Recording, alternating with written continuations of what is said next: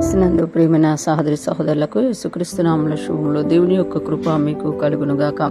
ఈరోజు దేవుడు మనకిచ్చిన మాట రోమీయులకు రాసిన పత్రిక 6వ అధ్యాయము 15వ వచనము.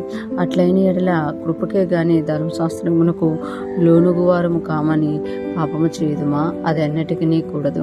ఈ మాటలు పౌలు గారు రోమా సంఘానికి తెలియజేస్తున్నట్లుగా మనం చూడగలం. పౌలు గారు ఈ సందర్భంలో తెలియజేస్తున్నారు కదా, కృత నిబంధన భక్తులుగా మనము ధర్మశాస్త్రమునకు కాదు కానీ కృపకే మనము దాసులమై ఉన్నాము. కృపచేతనే రక్షింపబడ్డాము. కృపచేతనే మనము నీతిమంతులుగా జీవిస్తున్నాం కనుక కృపలో మనం వర్ధిల్లాలని తెలియజేస్తున్న సందర్భంలో ఈ మాట తెలియజేస్తున్నారు. అట్లయిన ఎట్లా కృపకే గాని ధర్మశాస్త్రమునకు లోనుగు వారము కామని పాపము చేయుదుమా? అంటే కృపకే మనము కానీ ధర్మశాస్త్రమునకు లోనుగు వారము కామని, అంటే కృపకు మనము లోనైన వారము. కృప వలన మనం రక్షింపబడ్డాము. కృప వలన మనము నీతిమంతులుగా తీర్చబడ్డాము.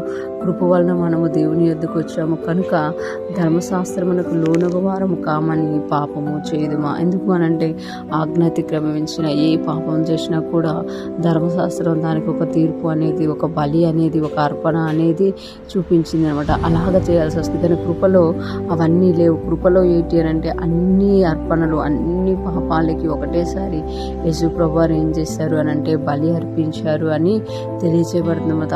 అలాగా ఆయన అర్పించారు కాబట్టి మన పాపాలన్నీ క్షమింపబడ్డాయని మరలా మనం పాపాలను చేస్తామా? అది అన్నిటికీ కూడదు అని అంటున్నమాట. అంటే మనం ఒకసారి క్షమించబడ్డాము, రక్షించబడ్డాము, కృపచేత దేవుడు మనల్ని నీతిమంతులుగా తీర్చేశారని మరలా మనం పాపం చేస్తామా? అది అన్నిటికీ కూడదు, అంటే అది తప్పు అని ఇక్కడ తెలియజేస్తున్నమాట. అందుకే 16వ వచనంలో అంటారు కదా పౌలు గారు, లోబట్టుకు దీనికి మిమ్మల్ని మీరు దాసులుగా అప్పగించుకుందరో అది చావు నిమిత్తముగా పాపమునికే కానీ నీతి నిమిత్తముగా విధేయతకే కానీ దేనికి మీరు లోబడదురో దానికే మీరు దాసులవుతారని మీరు ఎరుగురా.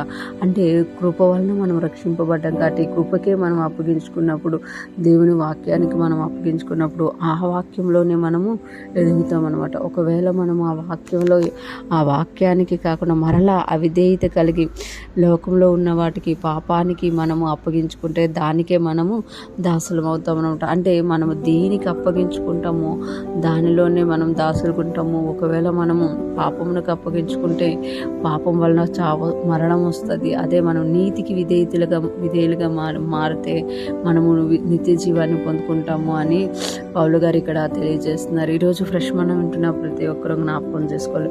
కృపచేత రక్షింపబడిన మనము ఆ కృపను దుర్వినియోగపరచుకోకుండా ఆ కృపని ఇచ్చిన దేవునికి స్తుతులు చెల్లిస్తూ ఆయనలో ఇంకా ఆత్మలో వర్ధిల్లుదుముగాక.